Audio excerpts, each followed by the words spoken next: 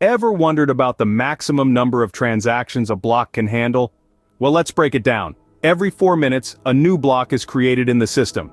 It's a compact powerhouse with a maximum size of 179,520 bytes. Now, if we're talking about transactions, a single block can handle up to 19,200 multi-out transactions. That's a lot of transactions, right?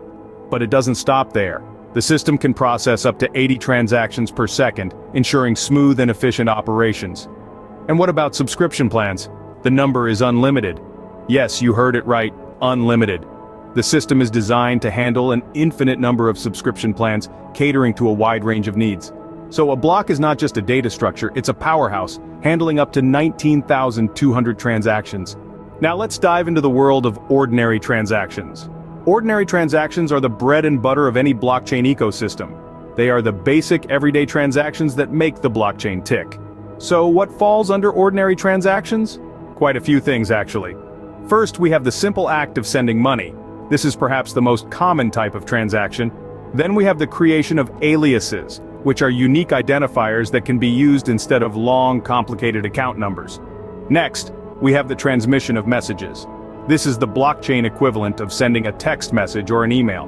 We also have the issuance of assets, which is a way of creating and distributing new tokens or coins. Lastly, we have the ordering of assets, which involves buying and selling these tokens or coins. Remember, ordinary transactions are those that are subject to the minimum transaction fee. What about server-side online transaction signing? Is it safe? Let's delve into that.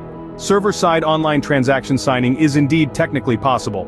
However, it can only be classified as safe when used via localhost. This is a crucial aspect to consider, especially if you are developing or distributing software. Why, you ask? Well, if you present online signing as an option to your clients, you might inadvertently make them a potential target for nefarious actions. The digital world is riddled with cyber threats, and this could expose your clients to unnecessary risks. In essence, while the allure of server-side online transaction signing might seem tempting, it's not a path you should tread lightly. It's like walking a tightrope. Possible, but fraught with potential hazards. So, while possible, server-side online transaction signing should be approached with caution. Safety first always. Remember that. You're not just coding for functionality, but also for the security of your end users. Now, how do we go about implementing transaction signing? Well, the first thing you need to know is that transactions must be signed before they can be broadcast. To do this, use one of the API functions to request transaction bytes from a node. You'll receive a JSON object that contains the transaction bytes representing the transaction to be made. Here's a crucial tip. Always use the public key argument, not the secret phrase, for the transaction bytes request. And remember to set the broadcast argument to false to prevent broadcast. Now, to sign the transaction bytes locally, you'll need to include the signing functions in your code.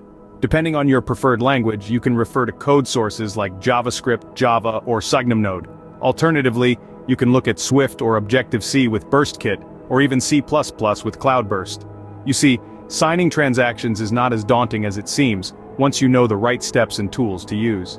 Before we wrap up, here are some important notes to keep in mind. When implementing transaction signing, it's crucial to add the necessary signature and transaction bytes length. This is a vital step in ensuring that your transaction is secure and will be processed correctly. Furthermore, it's essential to compare and verify your implementation with the request type, signed transaction. This serves as a way of double-checking your work and ensuring that everything is in order. It's like having a second pair of eyes on your code, ensuring that you've dotted all your I's and crossed all your T's. Once your transaction is signed, it's ready to be broadcast.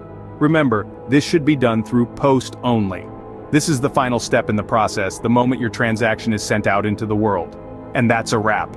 Remember, understanding these technical details is key to creating efficient and secure transactions.